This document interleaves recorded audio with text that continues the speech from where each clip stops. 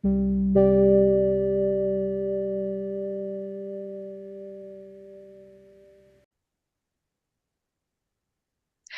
everyone. Welcome back to the Near Death Institute. I'm here with Harold Hoenow, and we are going to go over his interview for his chapter. Hello, Harold. How are you today? I'm doing fantastic, Jade. How are you doing?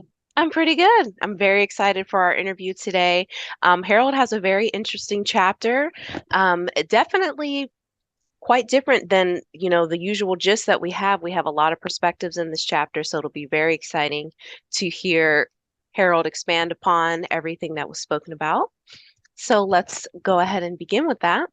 All My right. first question for you is we talked a lot about the like the philosopher's stones and how those had Mhm. an impact on your trajectory throughout this whole process. Can you explain a little bit of either the history of the Philosopher's Stone or what it's exactly meant to you in this whole process? Absolutely.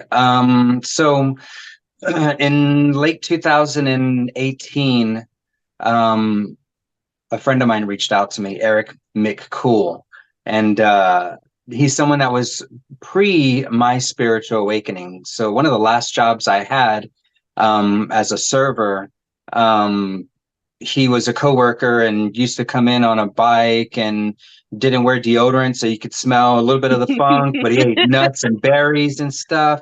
I would be in the back smoking a cigarette. He'd be in the field communing with trees and picking up sticks and just hanging out. So it was always like this little bit of a fascinating thing. So when he reached out, we had already reconnected after my spiritual awakening, and by 2018, I'd been on one of his YouTube channels and we've communed about a lot of things. So he knew what I was already into. So when he introduced these stones to me, it was actually a bunch of crystals and like crystal wands and all these things. So it was a new business venture for me. Mm. So the stones in the beginning were part of a transformation for me. It was the catalyst from me taking my business Infinite You from being something that's kind of like a side note of my life Hmm. into what I wanted it to be, was more of the forefront and a representation of my full, spiritual awakening, and what that meant for me, and in activating the practical application. So when the stones first came to me, they came in, the name is Centamani stone, Mm. Cintamani stone, and also called the Shintamanaya stone. If anybody's familiar with William Henry's work, he's got a few series on Gaia TV called Arcanum, and the first season, it's like first three episodes, he talks about the Philosopher's Stone and the Shintamanaya stone, and he starts talking about this guy behind me. And so these stones, from in the beginning, the stones were supposed to be what my friend is telling me, right? So he's like on the phone, Eric, and he's like, "Hey, I'm coming to San Antonio next week. I'm going to bring you all this stuff and you can look over it, see what you want, and we'll work out a deal. I'll hook you up with all the inventory. But check out these stones. Their history, myth, lore, legend, all this stuff." But he said that the Philosopher's Stone is part of some celestial body that Ooh. I don't know the details. And this is where, for me personally, when I go through a lot of the modalities that I use, to me, it feels like I scratched the surface. I don't normally take like a deep dive, but my deep dive is different than others. Like I don't find, oh, how does this work and all the details like that. Like how do the things correlate with my personal life and the work that I'm embodied in right now? So this celestial body or whatever it is comes to earth and breaks down into pieces and deposits itself in different places on the planet, from what I can gather. Hmm. And Syrians and the I forget the constellation, Canis Major or something like that. I'm not 100%. I think so, because that would make sense with the Dogon tribe. um so it has two stars, right? It's Hmm. the dwarf and then the Series A and Series B. Hmm. And so some of this stuff was saying about our sun and these two other suns that we actually go around in this like elliptical orbit. And when they're furthest away from each other, that's when we're in the dark ages. And, it's kind of like how evolution happens. It's this akin to singularity Mm. when you come to this where everything's kind of squeezed together in a small space and time. It also, to me, creates like a where you can jump timelines and opportunities, and you can make big leaps as those things begin to split and further themselves.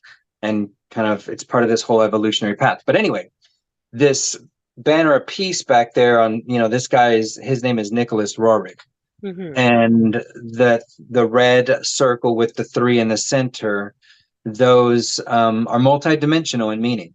So when they Hmm. first came to me, two of those circles were Sirius A and B, and the other one was our sun. So that Oh. was the representation.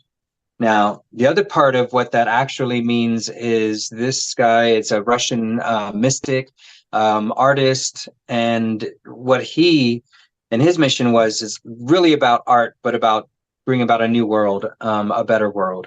And so he enacted this thing called the Banner of Peace. It's an internationally known, it's written in international treaties and laws with 22 countries plus all of the Americas. And what it is, and so his time frame is during the 30s and 40s. So when this Banner of Peace came out, there was a lot of wars that were going on, and architecture and structures and antiquities were being destroyed. Mm. And so this Banner of Peace was to keep that.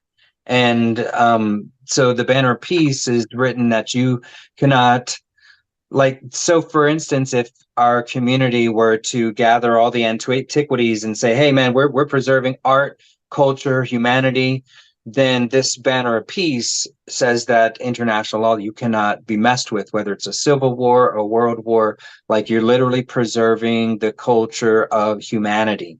And Oh, so that's what wow. he put forth, and this is the Banner of Peace. Hmm. And so William Henry goes into how he was connected to this philosopher's stone, and Muhammad, and he's a famous painter. He's got museums all over the world, and there's a lot of information. So in the beginning, this philosopher's stone was about bringing this energy from another celestial body, connect or being part of another celestial body that's connected to a solar system outside of this place. So Gotcha. in a sense, it turns us into this cosmic, like, oh wow, we're actually connected to this larger field of play. And Hmm. so that's what it meant for me in the beginning. When I did deep dive, it was like, oh, wow, these stones turned your dreams into gold. They are an alchemizing stone. They're to take lead and turn it into gold, all these different things, manifest things. But they were only being drawn to people that were of the light. Hmm. And when you also look into them quickly, you'll find out that they are made for gridding on the planet. And there are Mm. websites and people that have been dedicated for dozens of years, centuries. I'm not sure exactly how long, but they've been planting these stones, and a lot of people have them noted exactly where they planted them. And I didn't know all this when they came to me, and when Eric finally made his way to San Antonio a week later after the phone call, and the first time I see this, Banner of Peace on YouTube, and I did my little deep dive. Um, when he comes in, I'm like, I have a gridding mission that I had already planned, a couple months ago, and we're doing it on 11/11, 2018. And he's like, well, that's what these are for, dude. I'll gift you the stones. From what he knew, were supposed to be part of something like that. Hmm. So two smaller stones, because where we picked to grid the city of San Antonio was the four corners, north, south, east, and west. Hmm. And I was guided to, position ourselves about between 6 and 7 miles out from the center of town. And I went and, scouted each place and made friends with people that own property. Other places were just like, oh wow, there's nobody, we could do it right here. And Mm-hmm. then the other one was the food bank of San Antonio. So a place where there's gardens that are being, created and food and they're helping people. And then another one was a park downtown. I mean, south of town. Mm. So he gifted the stones, over 200 and something dollars worth of stones at wholesale price, mind you.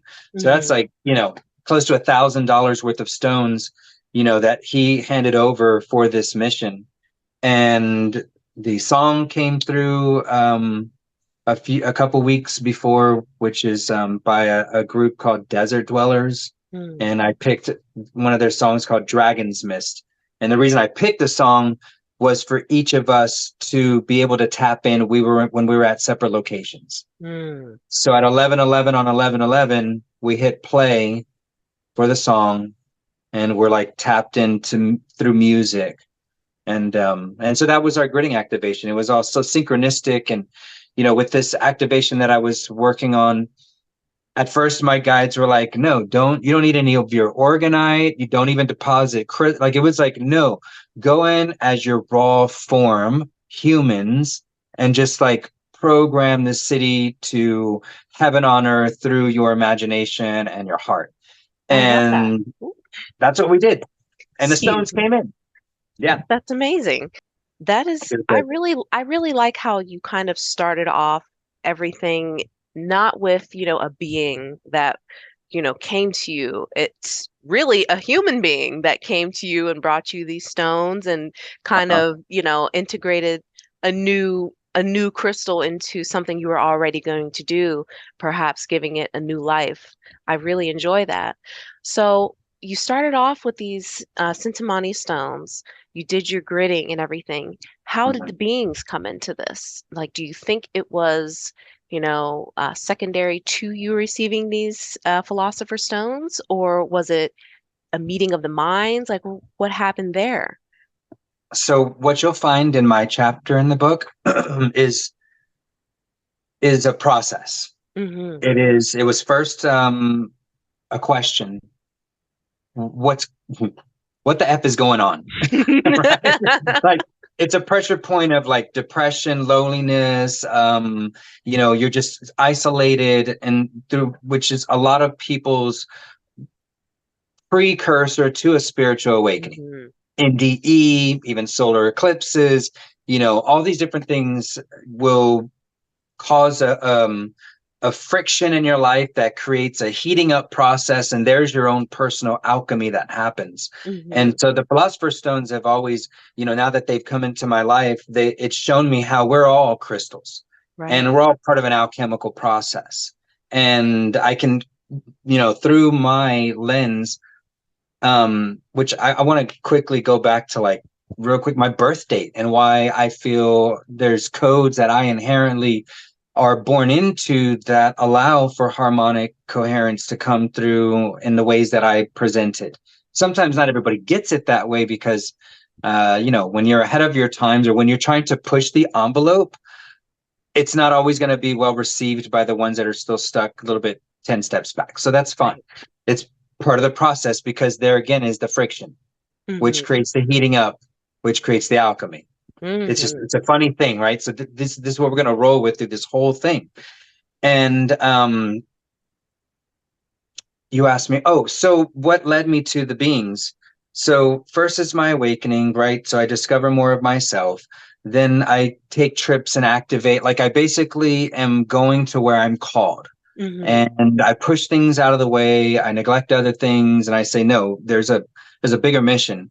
And so there were things that inspired me. So there was the inspiration that happened, and then started my vocal, what I was dreaming, what inspired me. Let me tell people about it. Mm-hmm. And then, you know, you come to another friction point. So my awakening was late 2010. Sedona 11/11/11 was an inspiration. 2000, December 21st, 2012, the world was supposed to shift with the end of the Mayan calendar, and then Mm-hmm. it didn't. So by 2014, I'm feeling the friction again, which started another alchemical process to prompt me into the action steps. Mm-hmm. So then I was looking in my neighborhood, in my localized community and saying, how can I do it then? If nobody's going to do it, if it's not going to happen on its own or whatever, like they said it's supposed to, then, I'm going to do it. So I'm now looking at ways to bring sustainability and healthy food to the localized community, which are another parts that would prompt an awakening or the questions and stuff like that into this community that I'm living in. Mhm. And activate my children's school with, working on a garden there. So that turned into the seventh healthy school in the nation Mhm. within 2 years. So by 2017, some tangible, practical applications of my spiritual awakening led me to looking at. I mean, my daughter was on the chefs organization, which is they help children with like healthy projects, and they got her Mhm. in touch with the San Antonio Spurs on the news, cooking healthy food. She's on the Wow. garden program. They went from just a garden to a water harvesting cistern to a solar drip irrigation to composting and more recycling and getting rid of all the junk food off the entire campus for the children and the faculty. So a Mhm. lot of things happened that were part of this dream, that these downloads that were coming in, and I took practical application. So by 2018, I feel the Philosopher's Stones was a reward. And Mm. then I was already activating with gridding again. I was already prompted into doing something inspired by something that would just be cool and fun. Like, oh, I'm a spiritual ninja and I'm going to pick friends and go on the four corners of a city. Like, who does that? I called it spiritual community service. Mhm. So, we did that. The stones went to Guatemala and Tikal, magically tossed into a fire pit with Mayan elders around it. There's a video on that. That'll be on my stuff if people can find it. It's like hidden. I hide Mhm. gems. They're galactic hints all throughout everything I do. And so that was a prompt, very early on in my spiritual awakening. I did take a deep dive into this conspiracy slash Saint Germain's coming with funds for everyone. Nasara, Jasara, the money's gonna flip and everybody gets some. Mhm. And there was this undercurrent of hidden information where they're like, hey, here's a form, put down your goals and your mission for humanity, and we're gonna keep an eye on you. And we're watching, and then when the funds do come, you're one of the few that get like, boom, you got 100 mil, bro. Like, go do the project because we've been watching you. And so Mhm. I filled out a form, a long time ago and just forgot about it. I was like, they're going to give me this money. They're watching me. And I didn't do everything because of that, because a lot of times that just gets forgotten. Mhm. But I'm doing the work anyway, regardless of any money. I'm still doing it. So, anyway, all those action steps lead to this connection with the beings. And mind you, I was connecting with beings through meditation and all kinds of, psychedelic journeys and whatnot, um, up through that. But this experience was after the world shifted, Mhm. right? So early 2020, I'm, we gridded a year later, right? Because we were at the end of 2018. Mhm. And so all of 2019, there's magic there. Things are happening, right? I was Desert Dwellers, who I had programmed into our gridding. We're going to be playing in San Antonio Mhm. at a really cool place here in town called Sunken Gardens. And I met the guy that was producing the event through my spiritual friend, Jeremy Yaws. And this guy's like, dude, you're spiritual, da, da, da. You can do a guided meditation. You'll be hanging out in the green room with Desert Dwellers. And I'm like, what? Okay. I had a GoPro camera a while back that I was walking around this Sunken Gardens, really beautiful space. It used to be a rock quarry, but it's got koi fish and just all these really cool things, right? Gardens, plants, flowers, everything. Um, I used to go around there and like, man, I actually did lead a meditation every Sunday for about a year and a half, 2 years for free. Just few friends. I put it out. It was in the newspaper. A few strangers would come by, but it never grew to anything large. But that particular place, I would be up overlooking the waterfall. I would be down in the pagoda, like all these different things. I meditated there often. And at one Mhm. time, I'm like, man, I would like to on film. I would like to lead a walking meditation here one day. And I Mhm. had envisioned it. How are they going to hear me? I was like, oh, I'll put a microphone, speakers, whatever. I had already envisioned all this stuff. And here I am, a year later, invited to lead a meditation at Sunken Gardens with the desert dwellers. And so it was a huge opportunity, and showed this, that the work that was being done does come back in Mhm. magical ways, right? So that happened, and then now we're getting into 2020 when the event is going to go down. It was called a, what would we call that event? Omen the Garden or something like that. So it was in March, 1 week before the event. The world goes, nope, Mhm. your event's canceled. Nobody over 250 can gather. Da da da da da. And I'm like, the Spurs are still playing. And then I look on the news, Spurs canceled. All these major things cancel, cancel, cancel, cancel. I'm like, whoa, okay.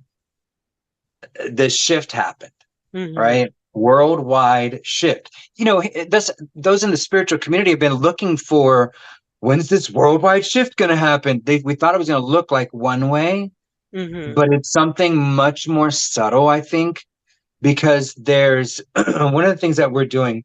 Oh, let me get a drink of water and clear my throat. Edit right there where you see that Mhm. line. Okay, cool. So on a cosmic scale, I want people to get this really big vision of themselves. And you can even look at I think it's Avengers, like Infinity War, like Mhm. after they come back and Thor has to go make a new axe or a Mhm. hammer, which is now his axe. So he's got to hold back the energy of the sun. And he's there, and Mhm. that's us with this solar flash of information that's coming in, Mhm. because behind us is a world that could literally pulse, flip, earthquakes, like everything that has been foretold in Revelations and all that stuff, the psychosis, the warring, the nuclear, whatever, because something would have to cause that shift, which is this wave of information coming from the galactic center, the Hoenow. And as it pushes through, we're literally holding it. Come on, just so so that's kind of what I feel that Corona, whatever was happening with that, we've kind of it could have been a lot worse, right? Mhm. We could Yeah. have gone through a lot worse. So as that goes through and things start to settle down a little bit, I get a phone call from a guy that used to do the security cameras at an alkaline water store that I'm working at. Because we used to talk every once in a while when he'd come in there, and he knew I was into all these galactic and just crazy shit, right? So he's like, crazy, I'm crazy. There's a harmonic convergence on 7/14/2020. Harmonic convergence of 2020. I don't even know when these things happen. And I'm like, oh, okay. I heard of the one in 1987. There Mhm. was like a big thing where people went in sacred sites all over the world, and when you look on YouTube, you find everybody was dressed in white. I'm like, who got the memo? This is way before. Like, how did we coordinate back in the day? How did we get places? Google. Mhm. I almost forgot how to back up my car the other day because the camera wasn't working. I was like, what am I doing? Like, no, I don't want to be Wally or whatever the. Mhm. So we got to get back to the old ways and the new ways. So we're holding back some stuff. So the world shuts down, and now I get the invite. He's like, Harold, can you lead a CE5 meditation? Ooh. And I'm like, what is that? And he's at Close Encounters of the Fifth Kind. There's an app and like there's a protocol and all this stuff. Dr. Stephen Greer. I'm like, yeah, I've heard of him. I Mhm. understand connecting with my higher selves and then my brothers and da da da. I've never actually like done it, but we that's what we were gonna do. We were gonna do a CE5 meditation and raise our vibration collectively. And let me get that word out real quick. Not raise our vibration, because if you look up the physics vibration definition in terms of physics, it means an oscillation taken out of equilibrium. Mm. So when our washer and our dryers go whoa, whoa, whoa, whoa, whoa, whoa, whoa, whoa, that's high vibe. And that's Mhm. not cool. We want to be oscillating like a gyroscope where we're just humming. Mm. and we can move around diagonally, this and that. But if you're wobbling, vibrating, it's hard to find your equilibrium because you're literally not. So they Right. programmed us with that word of high vibe, and I'm like, no, you actually want a low vibe. Like it's everything goes Mm-hmm. a little bit topsy turvy. So just to put that out for people, not I'm not going to get mad by using. And sometimes I still use it, but to know the definitions and the words that we're actually using and who gave us that word, right? Mm-hmm. So we're we're raising our oscillation, our frequency of bliss and harmony. We meditated, I drummed, I led it. I didn't use Dr. Stephen Greer's app. My Mm. intention was to get us to a coherent place of communing with our higher self. Not any extraterrestrials, not anybody that we don't know. Mm-hmm. We are calling our higher selves to us. Mm. And so that's what we did. And that's what I was talking to group through. And so we're out in the woods in Kerrville, Texas. And he rented the cabin. We had just had our youngest daughter, Violet Ray Sunshine. She was there, only 2.5 weeks old, Oh. and she has like there's a whole amazing story with her with the conception of Violet Ray. Mm-hmm. It was magical. It was quantum. It was all these things. I have it on my podcast, Practical Spiritual Advice by Infinite You. I kind of put a whole timeline. I go back and listen to my stuff. I'm like, wow, I actually skipped a lot of shit. Like I need to go back and do another one and say, hey, the shit I skipped, like goes here. But she has her own story with how she was brought in. So it only makes sense for her to have been there in that pure state. And I Mm-hmm. think that's part of the codex that was happening to create this interaction with these beings. And the beings showed up in the form of light. Mm. Um, First, we saw, zipping by in the sky, oohs and ahs. Next thing you know, I noticed some lights in the trees, and I don't know, my mind did something really weird, and I equated it to a flashing red light on my friend's dash of his car for his alarm, right? Mm-hmm. And that it was reflecting off of bark white as a white light, a bright white light. And that's what I thought when I said, Mm-hmm. oh, that's just that. All right, let me go get back to work over here. We're trying to find aliens. they're like, hey, oh, okay. We'll keep blinking over here. So they kept blinking. And after things calmed down in the sky, one of the girls looks out in the tree line and she's like, what are those lights? And I'm like, oh yeah, those lights. And so now we're all looking at these lights on the ground, and they're flashing like Morse code, and they're very deliberate with the direction that they're going. They're not like fireflies up here flashing down here, over there, back over here again. They're literally going in like a straight line, just flashing in between to their destination. Way brighter than a firefly. But they were me personally, and I've got this in the book, they come next to me like 2 or 3 times within a couple feet, Mm-hmm. and almost they're like, hey, come with us. And I'm looking back at mommy with baby, and I'm like, no, she didn't give me permission. I didn't get the approval on that permission slip, So, I think, I really, and I'm going to put this out on everyone's interview. I'm looking for someone to hypnotize me in the group. Mm. They would all be down. I have a feeling that time was stopped.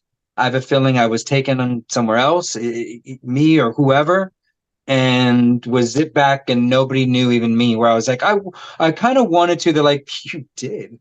Don't tell them yet. They never got that permission slip. I'm gonna make Amber mad, my partner. Mhm. It's like, I told you weren't supposed to get abducted. It's like, it was your higher self too. You know what I'm saying? Mhm. So I don't know what exactly happened, but they came close to me a couple times, and they, to me, they were like two rectangles, Mhm. right? So with a black filament holding them together, like the size of your fingertips. If you just Mhm. go like that, that's the size that they were, and they were flashing. And they came next to me and zipped around and did some cool stuff. And even in the beginning, because I know part of what the book is about, the Beings book is about, is to allow people to get rid of the fear and the doubt and, Hmm. some of these notions that they're going to be abducted or possessed or whatever. Look, I told them I didn't want to be abducted, and as far as I know, I wasn't. Hmm. Maybe I was. So they're like, Harold, I'm still a little skeptical now. You're not proving your point. But no, look, they're your higher self. Right, It's you. right. It's you. At the end of the day, it's you. And so you do what makes you feel comfortable. And at the time right now, with what I processed, I would be super duper comfortable and actually super excited if me and the whole crew was taken up on a ship and played hopscotch or did something really cool or whatever. They're like, Hmm. hey, hopscotch right here. I'm like, what? Okay. Let's do it. Yeah, let's do it. I don't. What is this programming? Are you making me jump on buttons to like heaven? Are these the heaven on earth hopscotch game? Like, because that's what I want. That's the intentions. So, I didn't go into this, event, this conscious experiment is what it was at the time, right? Like, I didn't know that was going to happen. Like, so no fear, but in the beginning, there are ways of like checks and balances and discernment and like really holding your space. If anybody wants to attempt any of these things and they do get some interaction, this is something that I did then. And I also recommend something a little bit, a variation that is actually in human language. So when I was there, I had a wooden staff that I was practicing, spinning around and stuff. Cause now I do flow arts with a contact Mm. staff. And so when the lights are there, my friend Romy and we had stepped aside, and I don't remember why. I think we were just trying to like, yo, we're the holding it down for this. We're the facilitators. And at one point, I started spinning the staff, and I'm like speaking light language.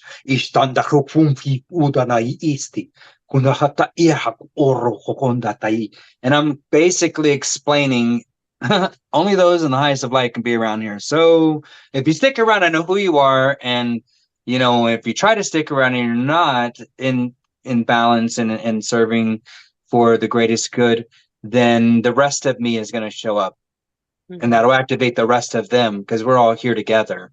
And so it was like, daddy mode came in, Hmm. that protector, that masculine, that cosmic masculine energy, which is, if anybody's familiar with the human design charts and that system, when I look at my system, it's all direct, it's all masculine. It's very, it's very hard for me to work with this compassion, like nurturing thing.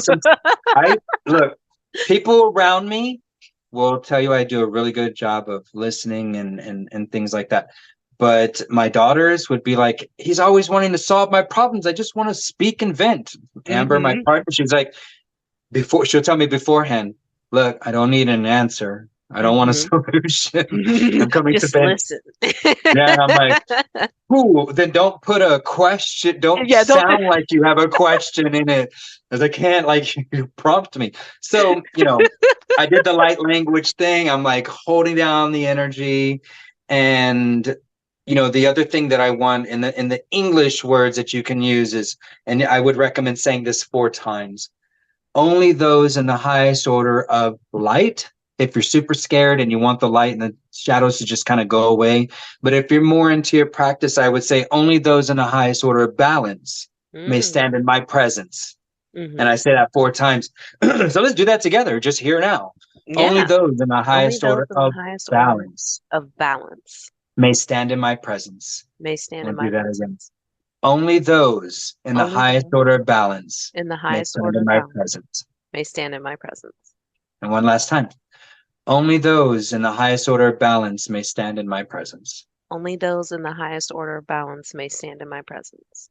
I Yeah. like that. That does Yeah. something deep Yeah. down. Like Right. that's You're amazing. like, I just curated a space. Right. And knowing how big you are, then you can push that field out as far as you think you are. Hmm. To me, this is all me Right. talking to me. I It's a, love that. it's a really funny thing because I like to crack jokes, and I am more old school. So sometimes, I'm a child of the 80s. Hmm. So my horror movies got boobies and TNA. and it's got vulgar talk, and there was a lot of things that you can't say now. But one of the funny things I like to tell couples when they're about to walk off and go into their tent and Hmm. or go be with each other, whatever, I'm like, go fuck yourself. Right. That's cosmic. Like I always say, is like the universe has cosmic jokes. That's a Yeah. cosmic joke right there, and I love Yeah. that. Right. And only my tribe that are in my community here like really get it, and it doesn't offend them. Some people I gotta explain beforehand a little bit, They're but like, "Hey, most of my man." community. Yeah, exactly. I'm like, nah, that's you and that's you. Go have fun. I love that. So it Yeah. looks like it's I gonna want to cut do us. 5D comedy someday. Oh, please do, Yeah. because I feel like that is a geyser that is untapped, or an energy that is untapped Yeah. at the moment, and we Uh-huh. definitely need that just for people to be like, ah. I would have so much fun. I'd be like one of those guys that roast the crowd, but in this Oh really, yes, yeah. Like, what's your that's great. design? Oh, have you ever experienced this? Like, we'll have fun. That's amazing.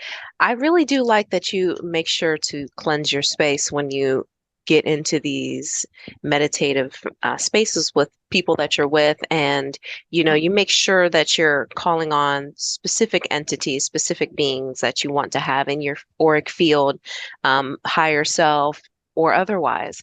I really do enjoy that. So, if you were to make an educated guess of sorts of what that being was that you saw, the light that you saw in the forest, what do you think you would say now, knowing everything that you know? Well, only 2 weeks later, we hopped on I was co-hosting a podcast called Red Pill Report with Hmm. the other guy that was out there with me, Romy. And he has his spiritual guide that he talks to, Margaret, and she channels and stuff. So she tapped into Arcturian and Andromedan energies that Oh. were what came down. So as soon as she said that, I was like, oh, shoot, that's right. I had a pendant at the time. I don't have the other sticker here. I had a pendant at the time that had a holographic sticker on it, Hmm. made or designed by a friend of ours called Arcturus Raw. That's what he goes by, Ah. and he lives in Sedona. And he had been there and was one of the people that invited out for the 11-11-11 Starseed gathering. So I Mm. have a pendant made out of, with our holographic sticker inside of an organite pendant that I created. Hmm. And when we started doing that, and when we talked to him, he said it's a beacon for Arcturian energy. Mm. And so I forgot that I was wearing that pendant because I flip them, I switch my stuff around because I make them. So I have multiple pieces that I, switch out. And I forget that I actually wore that on purpose. Like, yeah, we're going to call him down. I didn't even remember until a couple weeks later. So I'm like, oh yeah, that's right. I had this song. What? Like, came in. And so I'm very confident that the beings that came down were of Arcturian and Andromedan frequencies. Hmm. And I feel that they are, many people, because haven't sat in like, oh, I'm connecting with an Arcturian or an Andromedan and you're of this dimension, but I hear they're of this higher space, like nine, you know Hmm. ninth dimension and above, and somewhere around there. And a lot of what the way I look at this is, when we're evolving, it's almost like if you look at rungs on a ladder, Hmm. and if all of your higher selves are stacked up on a rung, well, you're not going to put your head into the other one's ass. So everybody's got to move up, right? So there's a reaching down, and there's like a connection from your higher self. And so years before, I'd already connected to my Pleiadian. One of my higher selves sits in the seventh dimension, is on the mothership, and helps to get a lot of work done down here because of the awareness that I'm connected to a being up there. Because we're Hmm. supposed to be under quarantine, but if you are making a cosmic and a very aware connection with someone that's outside of the game, that's on the other side of the fence, then they can work through you, because it's no longer like, oh, it's just you talking to you. So there you're not, there's loopholes. And so that's been one of the loopholes. And so I've worked with my seventh dimensional Pleiadian aspect to help them go. And so it only makes sense that, possibly my next rung up would be Arcturian and Andromedan communicating in this space where the violet ray was my daughter, right? Hmm. So, Wow, I love that. So mhm. that's interesting. And I feel like you definitely need to do this. Now I'm like, I've been laughing so much from your whole experience. I feel like you have to at some point. I'm manifesting it right now that you're going to do like high frequency or not frequency, or actually yeah, frequency. We don't Yeah. use Uh-huh. vibration. Um, like, cosmic comedy. I just need you to do Oh, that. yeah. Well, So if we want you to hold these festivals and some of these events. We'd like to help with the book and, getting authors together and showing really what the information that came through that experience that I had in 2020 led me to. And this is part of the stuff that I don't really get into detail in the book because it's only one chapter. right. And so, we're working on getting a whole book dedicated to everything that I've gone through, plus everything that's happened afterwards. But yeah, we're doing planet mechanics, Hmm. and it's deep work. It's why we chose to volunteer, in this place. I gotta move you because like for the last 20, I was like, people are gonna be like, where's he? Just for people at home, you can move people around on the Zoom. So I had to move Jade's little camera. Um, so there's the we're activating free energy. Hmm. And just to throw hints out there, we are looking at the aquifer system, the waters that flow below us, and how they're part of this cleansing mechanism of the waters above as they flow down and they pick up all the stuff that humans leave, whether it's energetic or physical or pollutants or whatever it may be. And that comes down and then it eventually goes into an aquifer system and some type of filtering mechanism. Hmm. And just here in where Texas is and on that map, why San Antonio and Texas had two solar eclipse alignments. That's what happened the day after this CE5, meditation. Is it led me to that literal map right there, greatamericaneclipse.com. They may still have it. You probably buy it at a discount because we're now on the other end of two cosmic alignments that put an X, right? And if you look in the book, you'll see Utopia, Texas, Miracle Springs Ranch, and Utopia. You'll find all these names that mean something else, and that also means something more dear to us. And we can find them within cosmic alignments, and which also marks a track along this water that's Hmm. underneath that most people aren't even aware of. And so this, the filtering of Mother Earth, and then having a natural water flow that flows below us. Um, San Antonio is a position where this kind of ties with Nicholas Roerich Hmm. and who he was communicating with in the 1930s, which is FDR, American president. And he was the vice president, Henry Wallace's guru. And there's Hmm. letters written back and forth where America, United States of America, paid and funded Nicholas Roerich to go find those seeds that would help with drought. So that's what the cover story is. But the undercover story is that he was looking for America's Philosopher's Stone. Hmm. And I don't know if he brought it back for sure or not, but I know when that expedition was done, the WPA was created, which is the Progress Administration, I believe. You can look it up. Happened in the 1930s. It's what got us out of the Great Depression. Hmm. Some money came from somewhere, and our government hired artists and builders, construction, all the out of work people, and had them build America. Wonderful. Capitol buildings, schools. And here in San Antonio, you will find the crown jewel of that organization in the San Antonio Riverwalk. And a Hmm. guy by the name of Robert Harold Hugman. Oh, he has my name. Robert Harold, and he's a hug man. He wants to hug men. Right? Hug man, and like the collective of man. Not that way, right? But I'm saying, like, he wants to help humanity. And Mhm. so this beautiful representation of nature within a populace that is now still preserved. And again, it's called the crown. It's one of the crown jewels of that WPA organization because they got the most done with the least amount of money. And Mhm. so that came along with Nicholas Roerich and this Philosopher's Stone journey. And then it finally coming back to me while I lived in San Antonio, right? In a cosmic X that I didn't know about when the stones came to me. So Mhm. these are all cosmic and again, I was born on 11/22/77 at 11 p.m. sharp. I came in with the codes, had my awakening at 33. These things are coherent harmonic sequences that I am people, as my business grows and where we're going to with creating a whole app and our website and all these things that are about to come to life in a mainstream way.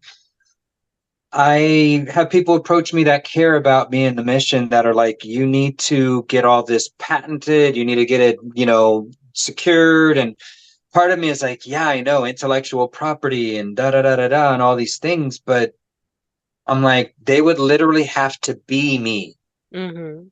to have this. I don't see how anybody could even come in. I'm here to inspire. So open source, I'm almost like I don't want to go through the process of legalities.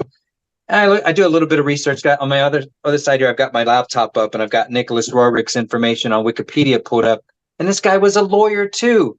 And I'm like, okay, so am I supposed to do the legal thing to protect myself?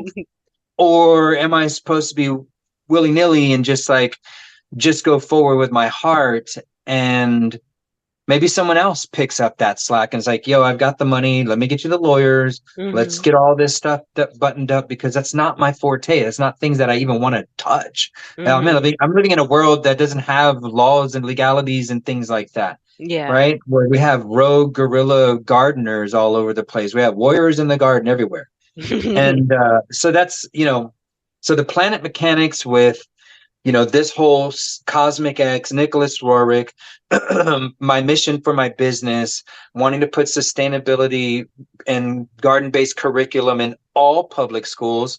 I'd Mhm. like to see an Earthship and Hobbit homes and off-grid buildings and homes on every high school, Mhm. right? So the children can see these examples, and we'd like to bring in astrology, astronomy, breath work, yoga, meditation, and like give our children all these beautiful things that if they had that at that time and age, in their life, we in one generation would have a whole new world. Mhm. And we have a lot of, sorry, I got to use it, jaded adults.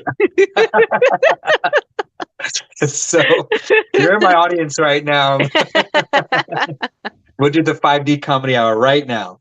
Um, but, not no pun intended, yes. But there are a lot of jaded adults, that are really steadfast in the direction that they're going. And to Mhm. stop that inertia, to reroute them in a positive direction, there's if someone's trying to jump from a third floor, it's going to be harder for me to catch them. But if they're standing right there and they're just doing a trust fall, boom, I got you. Mhm. Right. So there's places where we got to see where we're meeting people. And so children is one way. The way I like to approach the adults is through transformational festivals where anybody can come in and have a collective of human beings that have the intention of what this container holds. They can uphold that as a collective, where anybody that's coming in an incoherent, not harmonic way, they're the odd one out, and the overall energy of the collective will assist in facilitating them even without touching them, Mhm. without anything. Like something's going to happen where they're, and it usually comes through in the way of being inspired. Mhm. They sit back and they look and they're like, wow, that person just like they're up at 7 in the morning just staring into the sun, and there's, oh shit, there's like 10 of them all just came out of their tents, all looking into the sun and meditating. And it's so beautiful and peaceful. And once you get past the first day of like introducing yourself to your now weekend community, you are walking past each other smiling, knowing their stories. And people get to witness those things from the outside, but being in. And so that to me is how I like to, help the adults, is give them these new experiences that for most people they haven't experienced. This Hmm. true, authentic, like, I don't care how you came, Yeah, I like you're love that. here. That's amazing. I think that's a great place to end everything as well. Having Hmm. like how you reach out to children, how you reach out to adults. Like, yes, you met the beings, you went through all of these processes. Hmm. Now you're pretty much radiating that energy out and hoping to, inspire perhaps everybody else's encounters with their higher selves and whoever, like their mission, their path, their Hmm. goals for this life. I love that. This was an Yeah, amazing interview, Harold. It was such a pleasure to have you on here. We're gonna have to absolutely. definitely do this again because Yeah. I need Cosmic Comedy Hour. I think a lot of us need It's that. good. Um, Yeah. do you have any final parting words? Any words of advice for everyone? Um, so one of the things is for us to like truly see each other. Hmm. And a lot of times we look at these synchronicities and the numbers and the numerology, and then we go on Google and like, what does that angel number mean? And we wish some of these numbers could actually communicate with us in a very, like, hey, I hear you. Oh my God. Like, when we're going through this, we tell our guides, like, yo, give it to me loud and proud, and I don't want to miss it. Like, hit me over the face with it in the pan. And like, I don't want to miss the information. And I'm here, Hmm. right? I'm your frying pan. I'll be your huckleberry. And so this is like, I am a walking codex. And now I have the cosmic information that can put the cosmos and the terrestrial and bring it all together, the terrestrial with the celestial. And so I'm just asking to be honored in my story. And if you ever reach out and we ever connect, I obviously will do the same, because now I get to pick on you in 5D comedy hour. And we get to all laugh together and everybody else is at our own expense, right? Or whatever. But, the idea is like, please see me. I'm asking to be honored in what my journey has been. It's been blood, sweat, tears, sacrifice. And so I will absolutely do the same. And you'll see that I've been doing the same in my walk. And so with that, my whole thing is to love always in all the different ways. Hmm. I love that. All Hmm. right, that was our interview with Harold Honow. You can catch his chapter in the Beings book. We'll leave all of his links down below that you can see all of the other projects that he is working on. I'm Jade Lore. This is Harold Honow. We're signing out with Near Death Institute. Thank you for watching, and we'll see you in the next interview. Thank you, Jade. Thank you.